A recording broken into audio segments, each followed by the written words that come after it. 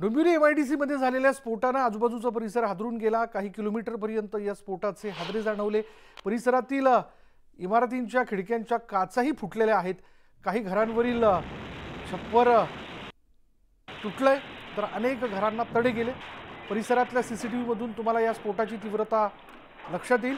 स्फोटाचे हादरे इतके मोठे होते की परिसरातील नागरिक भयभीत झाले। जीव वाचवण्यासाठी प्रत्येक जण पळत होता।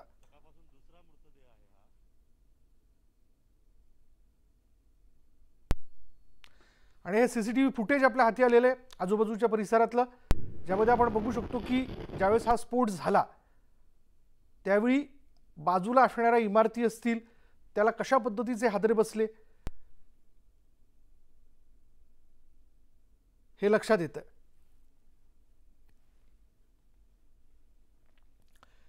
आणि डोंबिवली कशा प्रकारे हादरली बघा। या कंपनीत ज्यावेळी स्फोट झाला साधारण आपण जर लक्षात घेतलं तर या कंपनीच्या आजूबाजूला असणाऱ्या इमारतींना, रहिवाशी इमारतींना देखील याचा मोठा झटका बसला, हादरे बसलेले। आणि ज्यावेळी हा स्फोट झाला त्यावेळी बघा कोणी जर दुकानात असेल कोणी घरात असेल तर प्रत्येकाने घराच्या बाहेर पळ काढला। या स्फोटाची तीव्रता काय होती हे आजूबाजूच्या इमारतींच्या CCTV फुटेजमधनं जे फुटेज आपल्याला उपलब्ध झालेलं आहे, मिळालेलं आहे, त्यातनं या स्फोटाची तीव्रता आपल्याला लक्षात येते।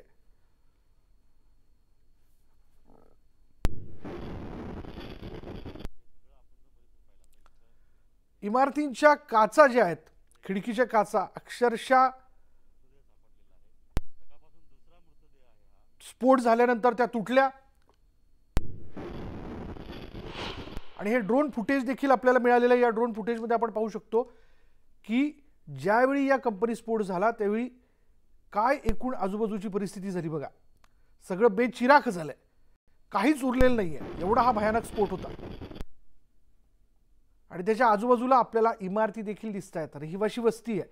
आणि या रहिवाशी वस्तीमध्ये असलेल्या डोंबिवली MIDC फेज 2 मध्ये ही कंपनी होती। म्हणजे एक प्रकारे पुन्हा एकदा डोंबिवली एका केमिकल बॉम्बवरती आहे का ही चर्चा जी आहे ती सुरू झालेली आहे। त्याचा परिणाम देखील आपण बघतोय। ड्रोन फुटेज आपल्या हाती आलेलं आहे। या ड्रोनमध्ये आपल्याला बघायला मिळू शकतं की या स्फोटानंतर कशा प्रकारे आजूबाजूच्या परिसराची परिस्थिती झाली। म्हणजे कंपनी तर होत्याची नव्हतीच झाली आहे, ती दिसतच नाहीये, अख्खी इमारत ढासळली। अधिक माहिती आपण जाणून घेऊयात। आमचे प्रतिनिधी अजित मांढरे आता क्षणाला आपल्या बरोबर आहेत। अजित, घटनास्थळावरती थांबून आपण क्षणाक्षणाचा अपडेट आपल्यापर्यंत पोहोचवताय, आता या क्षणाची माहिती काय? विशाल, आताच विधान परिषदेचे विरोधी पक्षनेते अंबादास दानवे यांनी घटनास्थळाला भेट दिलेली आहे आणि सरकारवरती सडकून टीका केलेली आहे। मुळात ज्या सेफ्टी नॉर्म्स घेतल्या पाहिजे होत्या, वारंवार अशा घटना घडून पण ऑडिट झालं पाहिजे होतं, ते ऑडिट होत नाहीये। विशेष करून आधीच्या घटनांमध्ये जी गोष्ट समोर आली होती, या छोट्या छोट्या कंपन्या ज्या आहेत त्या मोठमोठ्या कंपन्यांकडून जुन्या झालेल्या रिएक्टर्स किंवा ज्या व्हेसल्स असतात त्या घेतात आणि त्यानंतर मग अशा घटना घडतात।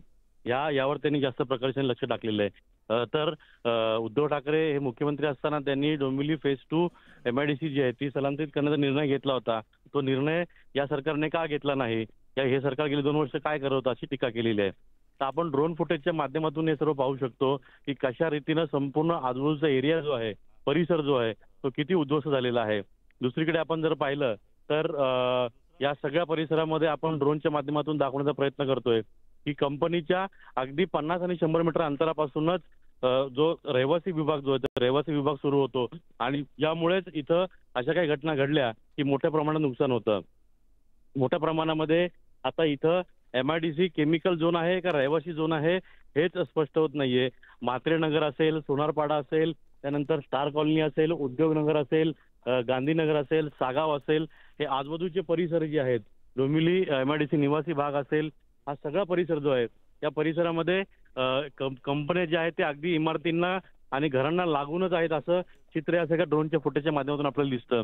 आणि पूर्णतः हा सगळा परिसर जो आहे हा वारंवार स्फोटकांच्या ढिगाऱ्यावरती असल्यासारखा असतो।